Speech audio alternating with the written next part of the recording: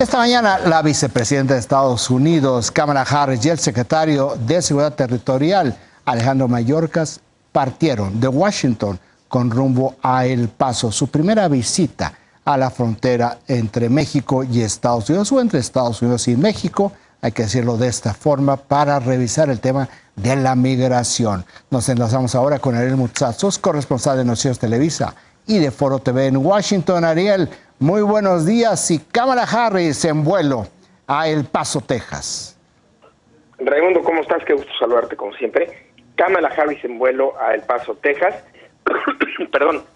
Finalmente, después de meses y de muchas críticas en Estados Unidos, porque la vicepresidenta no había visitado ningún punto en la frontera, a pesar de ser la más alta funcionaria de la administración y la que recibió directamente del presidente Biden el mandato de ocuparse de las cuestiones fronterizas y migratorias en Estados Unidos. Ha sido muy criticada por ello. Muchos analistas y observadores de el fenómeno migratorio y fronterizo han dicho que este viaje es finalmente una concesión y responde a la presión de todos estos meses para que Kamala Harris visitara la frontera. Pero, oh sorpresa, ahora lo que es criticado es el viaje, porque dicen que estar yendo a El Paso en estos momentos, pues francamente es ir a un punto, entre comillas, amigable de la crisis fronteriza.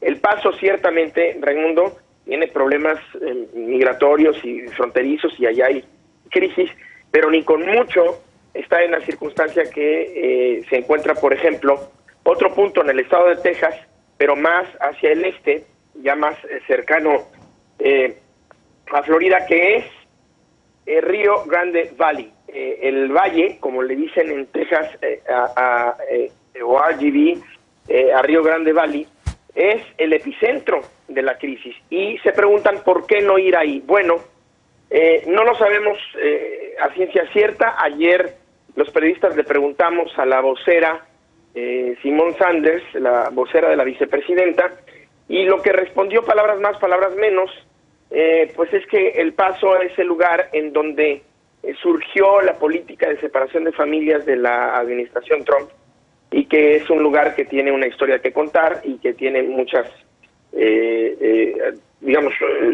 hay ahí muchas razones por las cuales la vicepresidenta va, pero no habló de por qué no Río Grande Valley. Lo que sabemos, si analizamos un poco el contexto político, es que en Río Grande Valley pues hay legisladores, incluso demócratas, y autoridades y figuras políticas demócratas muy importantes, que son críticos de la actual política de Joe Biden respecto a la frontera, porque quieren una política más dura, quieren que endurezcan los controles migratorios y una política mucho más digamos dura hacia la frontera. Y ahí pues si la vicepresidenta hubiera aterrizado después de haber sido criticada por no ir, pues seguramente habría sido criticada por los de casa y por los que son de su propio partido. Eso sin duda lo sabemos. Pudieron haber sido estas algunas de las razones por las cuales la vicepresidenta decidió no ir a Río Grande Valley. ¿Te parece, Raimundo? Vamos también rápidamente a describir cuál es la agenda de la vicepresidenta hoy, y con ello a lo mejor tenemos un poco más de luces de la lógica de este viaje, si no del momento. Ya partió, como dices, y estará acompañada por el secretario de Seguridad Interior o Territorial, Alejandro Mayorkas.